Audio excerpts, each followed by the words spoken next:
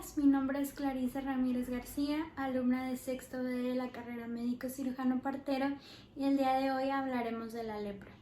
La lepra es una enfermedad infecciosa crónica que afecta predominantemente la piel y los nervios periféricos, pero también puede manifestarse sistémicamente. Esta es producida por Mycobacterium leprae, un bacilo ácido alcohol resistente que también es conocido como el bacilo de Hansen. Este bacilo es muy abundante en las lesiones que lo contienen y se agrupa en masas llamadas globias, que simulan paquetes de cigarros de 100 a 200 micrómetros de diámetro. Tiene muy baja virulencia y mínima patogenicidad, y su periodo de generación es muy largo, es de 20 días, y este bacilo tiene dos variedades, Mycobacterium leprae y Mycobacterium lepromatosis. Cuando decimos que tiene muy baja virulencia, se refiere a que necesita una gran cantidad de inóculo para producir la enfermedad. Hablando de su transmisión, este es un padecimiento, como decíamos antes, muy difícil de adquirir y es la menos infecciosa de todas las enfermedades contagiosas.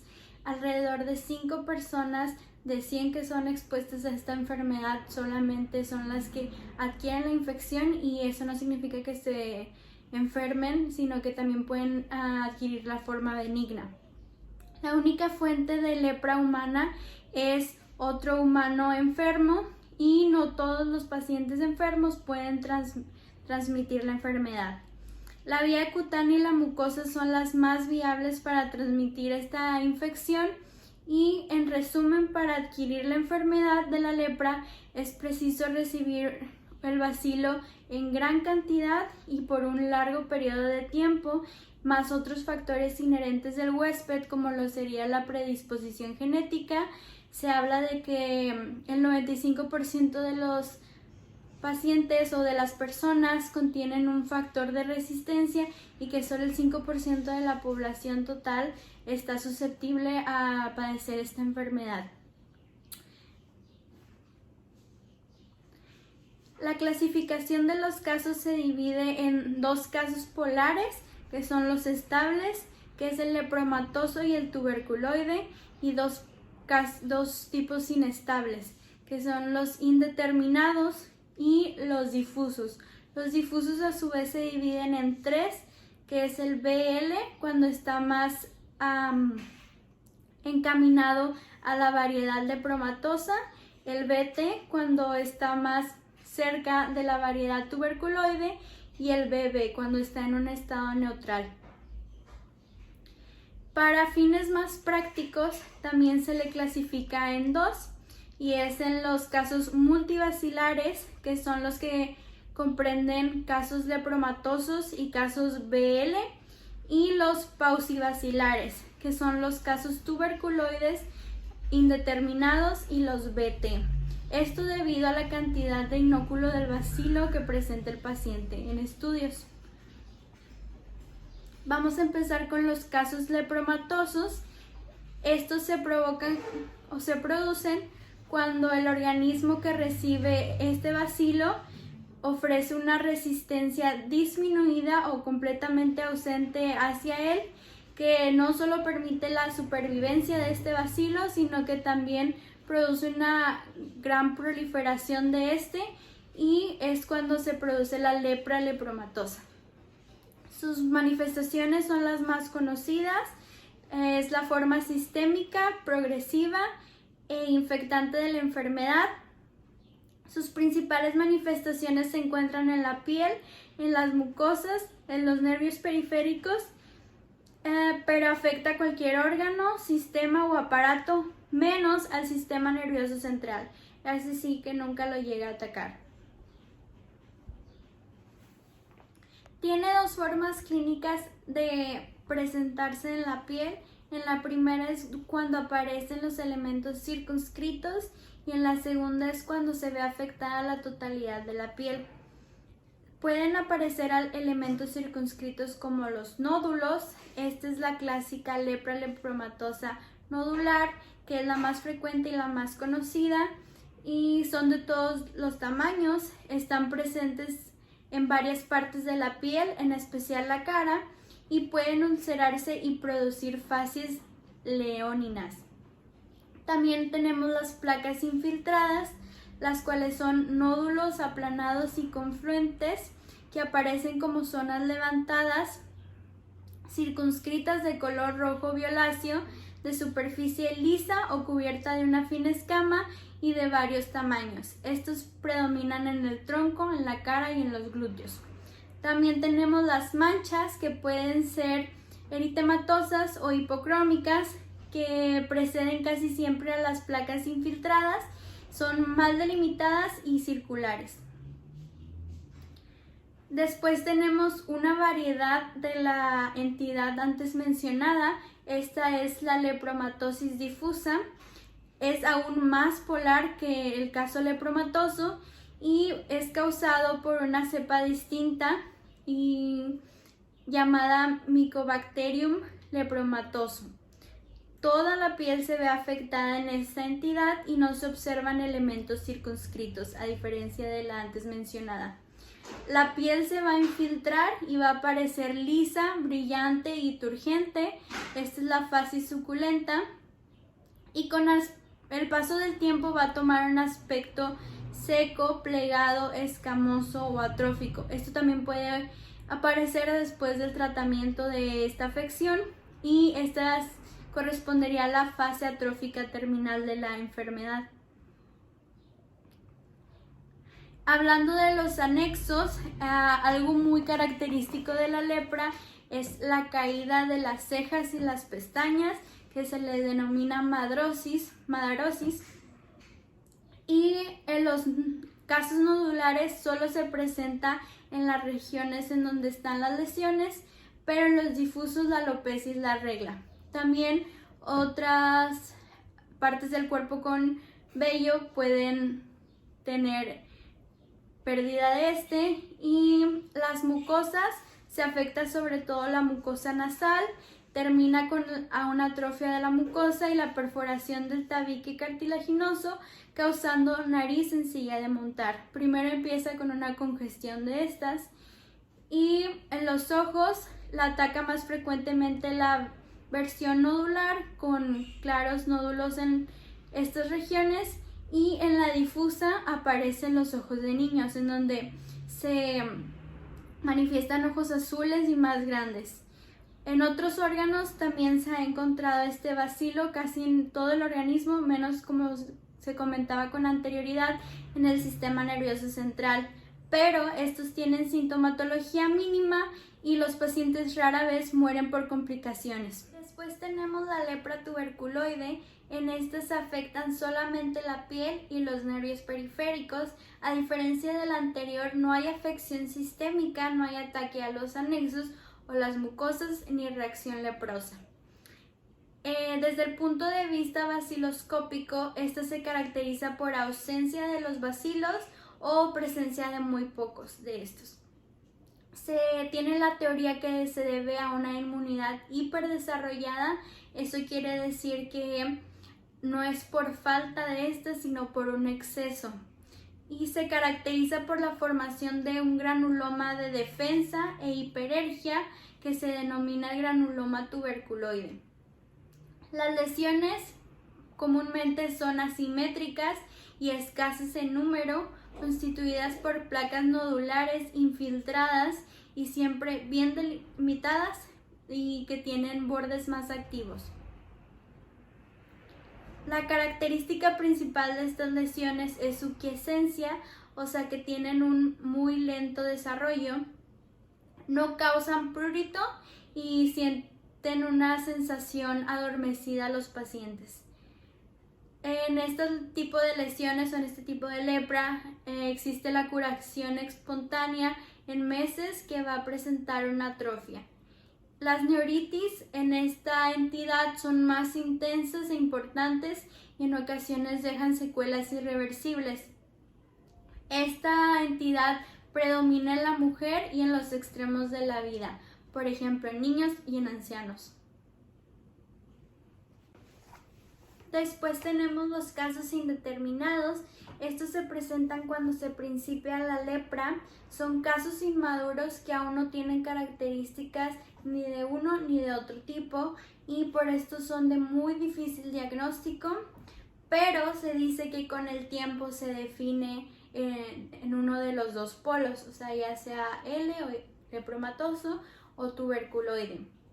Se caracteriza solo por las presencias de manchas hipocrómicas, anhidróticas, anestésicas y alopécicas, mal definidas en escaso número, situadas en tronco, mejillas, región anterior del cuello y el glúteo, la región glútea.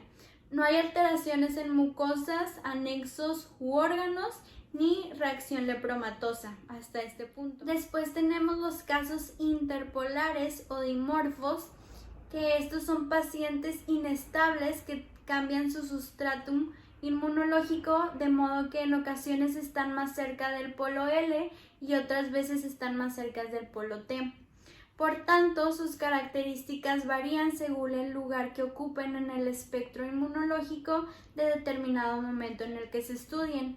Sus manifestaciones se caracterizan por lesiones que asemejan a las lepromatosas o tuberculoides según el sitio del espectro en que se encuentren y se pueden presentar una situación de recuperación parcial de la inmunidad celular con lesiones que recuerdan a las tuberculoides y que se presenta en un caso cercano al polo L. Esto se denomina reacción de reversa.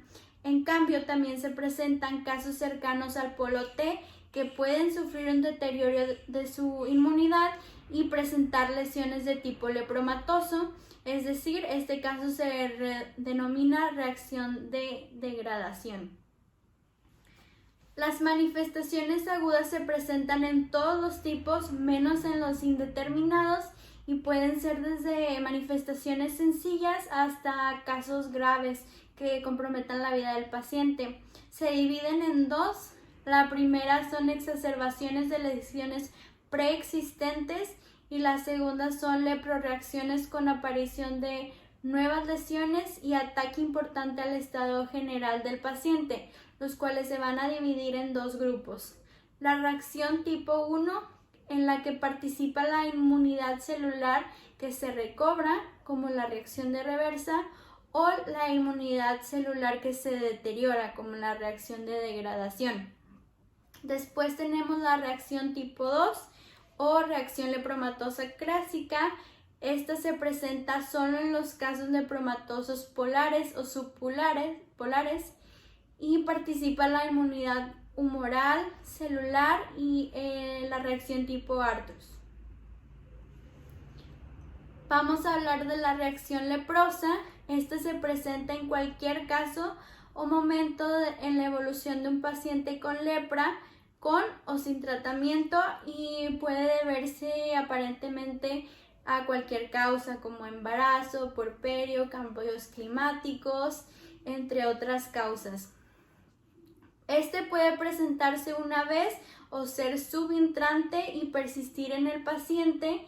Es impredecible y se caracteriza por signos y síntomas específicos, como lo son los síntomas generales, entre esos fiebre, anorexia, náuseas, adinamia, etc.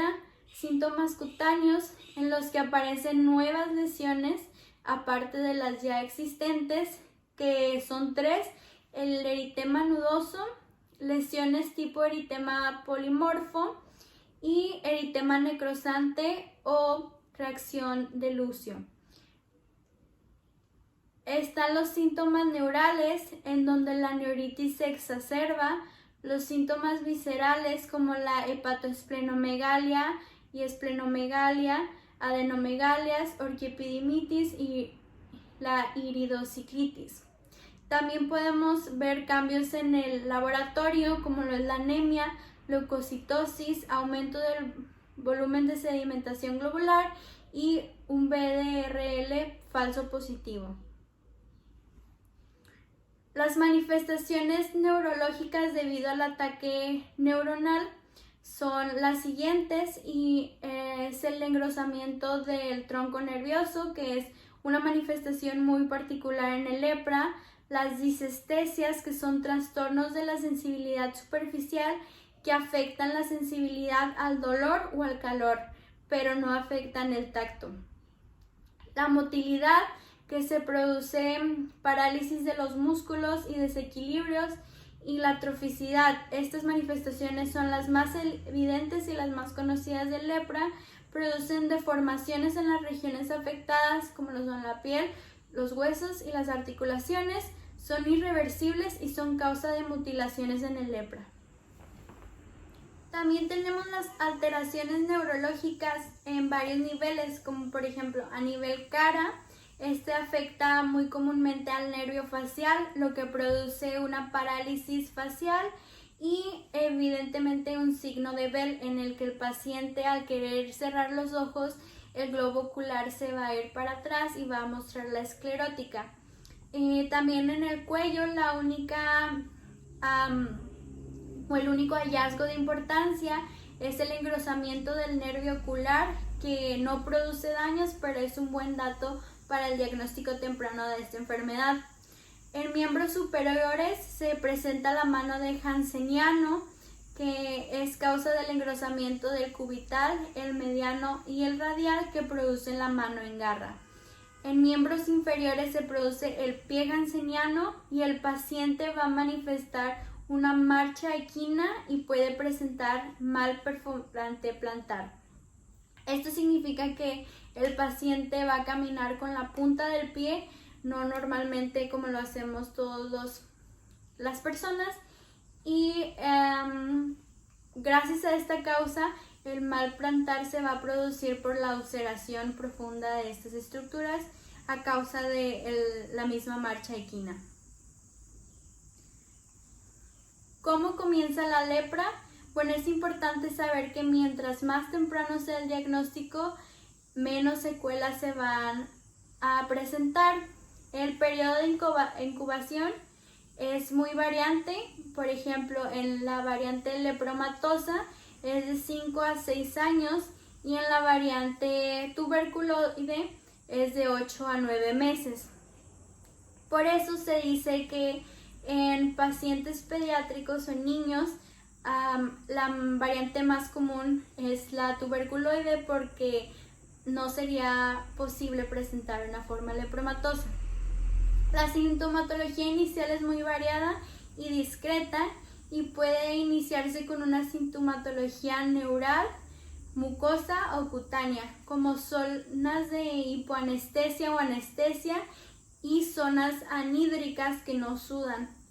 También la rinitis crónica con mucosidad sanguinolenta puede ser un síntoma de inicio. Bueno, en lo que el diagnóstico respecta, la clínica desde luego es lo primordial y es muy orientadora, pero no es definitiva. También se deben tomar en cuenta para su diagnóstico 4 parámetros: el clínico, el bacteriológico, el inmunológico y el histopatológico. Se realizan estudios como la baciloscopía, en la que se hace un raspado de la mucosa nasal o de la linfa cutánea en una tinción de 100 Nielsen, y en esta la variante lepromatosa y BL son positivas. En cambio, la leprominoreacción M. leprae es positiva en casos tuberculoides. En la histopatología podemos ver células de Virchow, características de esta enfermedad, llenas de este bacilo, y se pueden realizar otros estudios complementarios según sea necesario en el caso. Un caso lepromatoso se diagnostica con un solo parámetro, además del clínico, como es el hallazgo de los bacilos por baciloscopía o biopsia. Un caso T o tuberculoide requiere atención de al menos 4 miembros del equipo de salud: el médico, el bacteriólogo, el inmunólogo y el histopatólogo. Los casos indeterminados son los más difíciles de diagnosticar. El tratamiento va a consistir en una politerapia dependiente del caso, muy variante. Por ejemplo, tenemos los casos multibacteriales como el caso lepromatoso y los dimorfos, que como estos son de tan difícil diagnóstico y que no podemos saber cuál va a ser su evolución, los vamos a tomar como lepromatosos. Y su politerapia se basa en diaminodifenilsulfona en dosis de 100 miligramos al día. La clofazimina vamos a darla a dosis de 50 miligramos diarios y la rifampicina 600 miligramos por mes. Toda esta politerapia se va a dar por un mínimo de 2 años. Tenemos los casos paucibacilares, o que son los casos tuberculoides o indeterminados también, y en esto se dará la diaminodifenilsulfona a 100 miligramos diarios, la rifampicina a 600 miligramos por mes y la prednisona de 25 miligramos al día si hay neuritis. Estos, a diferencia de los anteriores, se dan por un mínimo de 6 meses. También tenemos tratamientos complementarios, como lo son en caso de las reacciones de reversa tipo 1. Hay que dar corticosteroides de 25 a 50 miligramos diarios. Y la reacción leprosa tipo 2 se pueden dar agentes como la talidomida, pero recordemos que este es un agente sumamente teratógeno. Se da a dosis de 100 a 200 miligramos diarios. La pentoxifilina de 800 miligramos al día, la clofazimina de 200 miligramos al día, y los corticosteroides solo están indicados en casos de que esta reacción presente una neuritis o mano reaccional. También, en conjunto con este tratamiento, hay que darle una rehabilitación y un manejo al paciente adecuadas. Hablando de la influencia de la edad y el sexo, es importante decir que la lepra en general predomina en hombres, en especial su variedad lepromatosa, y en cambio la tuberculoide predomina en mujeres. Se cree que la lepra se adquiere en las primeras décadas de vida, pero gracias a su periodo largo de incubación y sobre todo a sus síntomas leves iniciales, que estos no son muy evidentes, ocasionan que la mayoría de los casos se vean en personas de 30 a 50 años. Y la lepra también predomina en los países pobres y se favorece por el hacinamiento, el desaseo y la ignorancia.